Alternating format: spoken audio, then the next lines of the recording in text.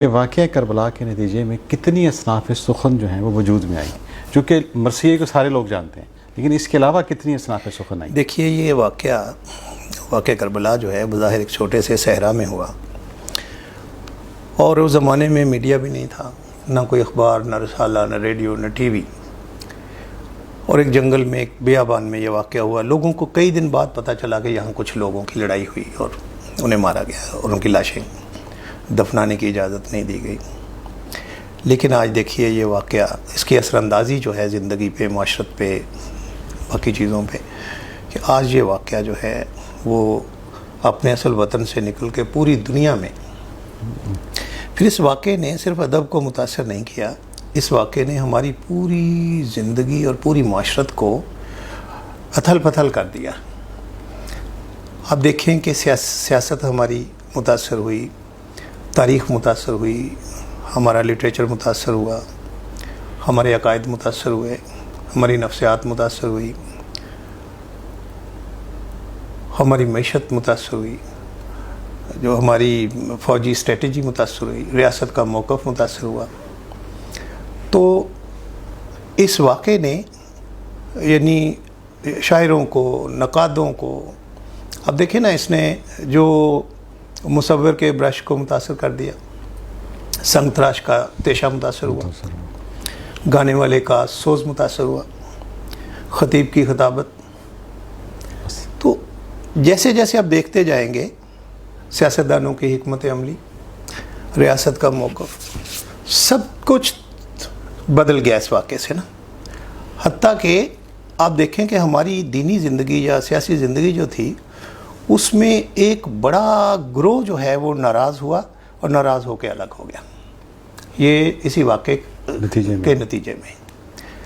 اچھا، پھر جو سیاست تھی وہ دیکھیں کہ دیر تک ان کے علم جو ہیں وہ جو حکمرانوں کی دیواروں سے ٹکراتے رہے جا کے، کئی صدیوں تک وہ سمجھتے تھے کہ یہ کچھ مٹھی بھر لوگوں کو ہم نے مار دیا اور سکون ہو گیا۔ سکون نہیں ہوا۔ یہ خون جو ہے، یہ ایسا خون تھا کہ جس نے بہت ہی اتھل پتھل کی۔ آپ دیکھیں کہ کتنی تحریکیں ہیں۔ واقعہ 61 میں ہوا، اب آپ دیکھیں کہ 64 میں توابین آ گئے سامنے۔ توابین نے کس طرح اس پورے علاقے کے اتھل پتھل ہوئی، مختار آ گیا، امام زین العابدین کے بیٹے زید بن علی کی تحریک آ گئی،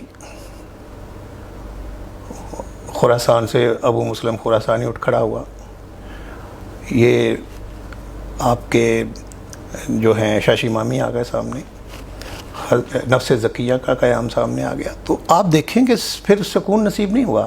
جو سمجھتے تھے نا کہ یہ آوازیں ہم دبا دیں گے تو سکون ہو جائے گا، پھر سکون نصیب نہیں ہوا ریاست کو۔ اور یہ نئے سوال کھڑے ہو گئے کہ فرد اور ریاست کا جو تعلق ہے اسے ریویو ہونا چاہیے۔ یہ جو بنی امیہ کا طریقہ واردات ہے، لوگوں نے وہ قبول کرنے سے انکار کر دیا۔ لوگوں نے، ریاست نے جسے باغی کہا تھا، لوگوں نے کہا وہ ہیرو ہے۔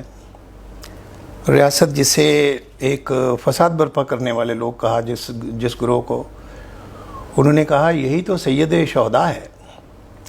تو ریاست کا موقف، ریاست کو بھی اپنا موقف جو ہے سمیٹنا پڑا، حکمت عملی جو تھی اس میں تبدیلیاں کرنی پڑی، اور رہا لٹریچر، صرف لٹریچر نہیں، جتنے شعبے ہیں فائن آرٹس کے، باقی شعبے ہم ایک ایک کر کے ذکر کریں گے، لیکن جو فوری طور پہ ہم دیکھتے ہیں کہ جو اصناف جو ہے واقعہ کربلا سے متاثر ہو کے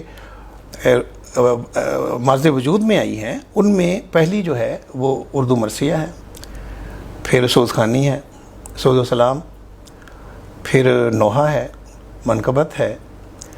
اچھا، یہ جو فنون ہیں، سوزخانی، مرثیہ خوانی، تحت و لفظ اور روضہ خوانی، یہ بھی براہ راست نتیجہ ہے واقعہ کربلا کا۔